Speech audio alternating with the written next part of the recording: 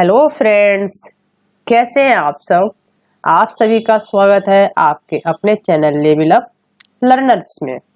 आज हम शुरुआत करेंगे नई राष्ट्रीय शिक्षा नीति के, बताएंगे जो पुरानी शिक्षा नीति थी उसमें से और इसमें क्या क्या चेंजिंग आई हैं, और ये राष्ट्रीय शिक्षा नीति जो हम पढ़ने जा रहे हैं ये हमारे लिए क्यों इम्पोर्टेंट है, क्योंकि हम जो भी एग्जाम देंगे उसमें क्या होगा, इससे रिलेटेड कुछ ना कुछ क्वेश्चन पूछे जा सकते हैं जो हमारे लिए जानना बहुत ज्यादा जरूरी है।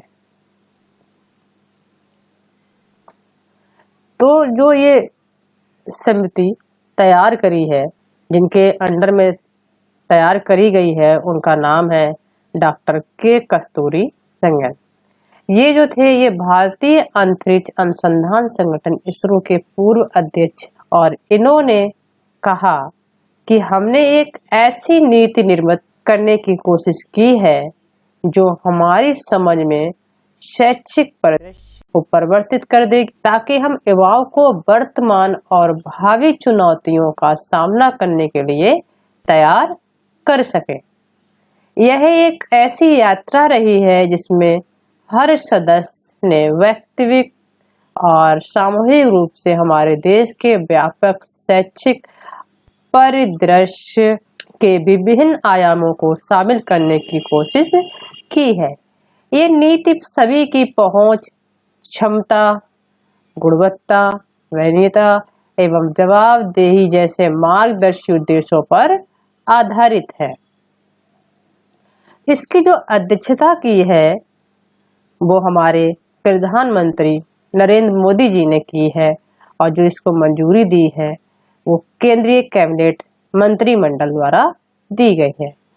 29 जुलाई 2020 को क्वेश्चन एग्जाम आ सकता है कि जो हमारा नई राष्ट्रीय शिक्षा नीति है उसको मंजूरी कब मिली है, तो आंसर क्या हो जाएगा 29 जुलाई 2020। अब ये जो राष्ट्रीय शिक्षा नीति आई है ये किसके स्थान पर आई है, जो हमारी 1986 वाली राष्ट्रीय शिक्षा नीति थी, यानी कि उसके बाद में अब कौन सी आई है, नई राष्ट्रीय शिक्षा नीति 2020। यहाँ से लेकर के जो 1986 से लेकर के 2020 तक का जो टाइम है वो हमारा कितना है, 34 ईयर्स। ये कैसा एक बहुत लंबा समय है, बहुत लंबे समय बाद आई है। और इसमें क्या खास बात है कि जो शिक्षा की गुणवत्ता है उसमें सुधार किया जाएगा। उसके बाद में रोजगार परक शिक्षा को बढ़ावा देने की बात की गई है। इसमें परिवर्तन क्या हुआ है, जो हमारा मानव विकास मंत्रालय है उसका अब नया नाम क्या हो गया, शिक्षा मंत्रालय, जिसके मंत्री हैं रमेश पोखरियाल निशंक।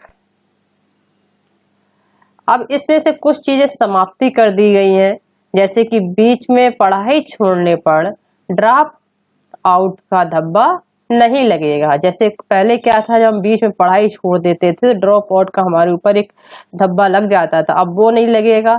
उसके बाद 3 साल की पढ़ाई करने के बाद डिग्री मिलने की अनिवार्यता खत्म कर दी है। नेक्स्ट, नई शिक्षा नीति में 10+2 यानी जो हम 11th 12th करते हैं, है ना, के फॉर्मेट को पूरी तरह से खत्म कर दिया गया, यानी 9, 10th, 11th, 12th इसमें आ जाता है। तो ये क्या कर दिया, पूरी तरीके से इसका फॉर्मेट खत्म कर दिया है। उसके बाद में इसमें कुछ नया जोड़ा गया है, कुछ नई चेंजिंग आई है। जैसे 3 साल की डिग्री प्रोग्राम करने पर क्या होगा कि जब हम 1 साल की डिग्री, जैसे 1 साल कंप्लीट करेंगे तो वो वहाँ पे हमें प्रमाण पत्र मिल जाएगा।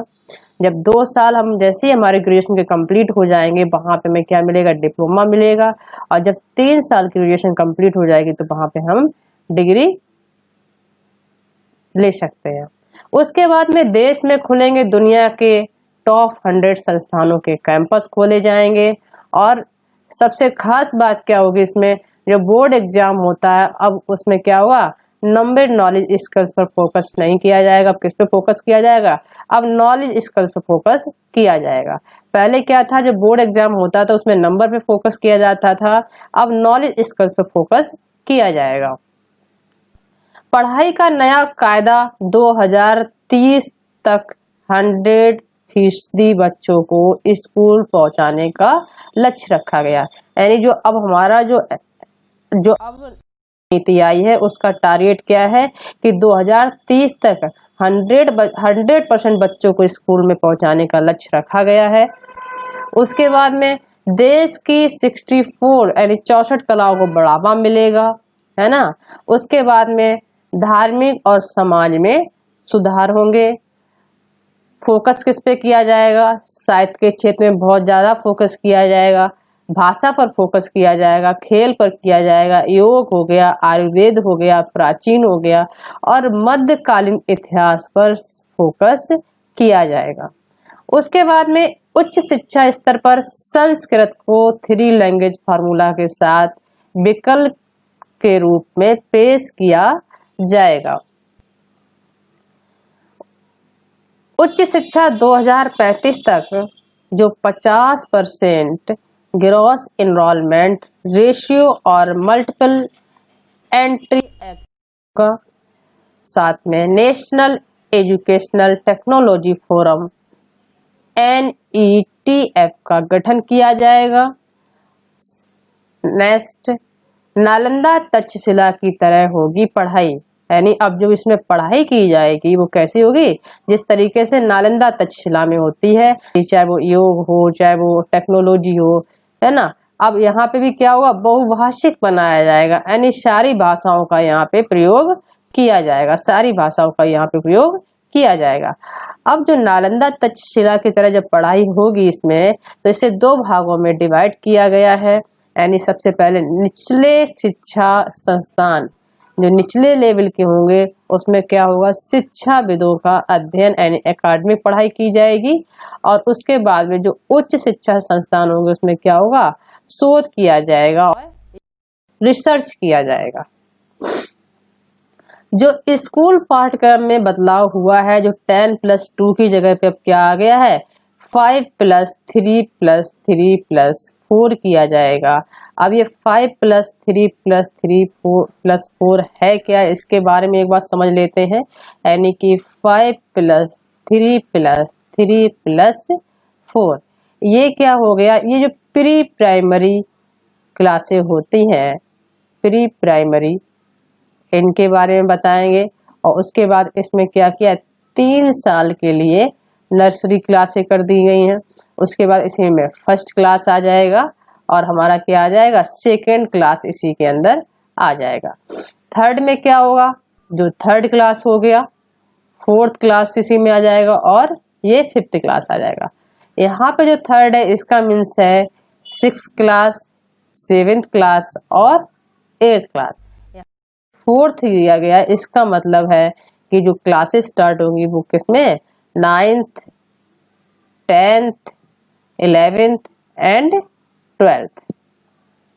उसके बाद में उच्च शिक्षा के लिए एक ही नियामक होगा, जो उच्चतर शिक्षा आयोग। यानी सबके लिए कैसा होगा? एक ही नियामक होगा, उच्चतर शिक्षा आयोग। क्षेत्रीय भाषा में ई पाठ्यक्रम का विकास, यानी जो हमारी क्षेत्रीय भाषा होती है, जो हमारे राज्य की भाषा होती है, जो हम आपस में बोलते हैं, उसमें किस तरह का विकास किया जाएगा? ई पाठ्यक्रम का विकास कर दिया जाएगा। उसके बाद नवीन शिक्षा केंद्रों की स्थापना की जाएगी और साथ ही साथ में क्या होगा? वर्चुअल लैब विकसित की जाएंगे। समान और समावेशी शिक्षा भी दी जाएगी। समान और समावेशी का मतलब यहाँ पे है कि समान शिक्षा यानी कोई भी जेंडर वाइज नहीं होगा और समावेशी सबके लिए एक जैसी शिक्षा यहाँ पे होगी। और डिजिटल शिक्षा को क्या किया जाएगा? बढ़ावा दिया जाएगा। अब क्या होगा? जो भी डिजिटल सिस्टम होता है उसको बढ़ावा दिया जाएगा, जैसे कि ऑनलाइन पढ़ाई कराना, इन सब चीजों के बारे में। एक सबसे मेन पॉइंट इसमें और आ जाता है कि 4 साल की डिग्री प्रोग्राम, यानी जो 4 साल की हम जो डिग्री प्रोग्राम करते हैं, लेते हैं, उसमें क्या होगा? फिर MA और उसके बाद बिना MPhil के सीधे PhD कर सकते हैं। अब क्या होगा? जैसे पहले क्या था कि पहले हम MA करते थे, उसके बाद में MPhil करते थे, उसके बाद में पीएचडी करते थे। लेकिन अब क्या होगा, 4 साल की डिग्री प्रोग्राम ले लेते हैं और उसके बाद में सीधा एमए करने के बाद में हम क्या कर सकते हैं, पीएचडी कर सकते हैं। आप लोगों को ये क्लास कैसी लगी, इस बारे में अपनी राय जरूर दें और कमेंट करके बताना ना भूलें। हमारा चैनल कैसा, आप लोगों को हमारे चैनल को सब्सक्राइब करिए। जब सब्सक्राइब करेंगे तो वहाँ पे 3 बेल आइकन आएंगे, तो वहाँ पे एक लिख के आएगा ऑल वाला।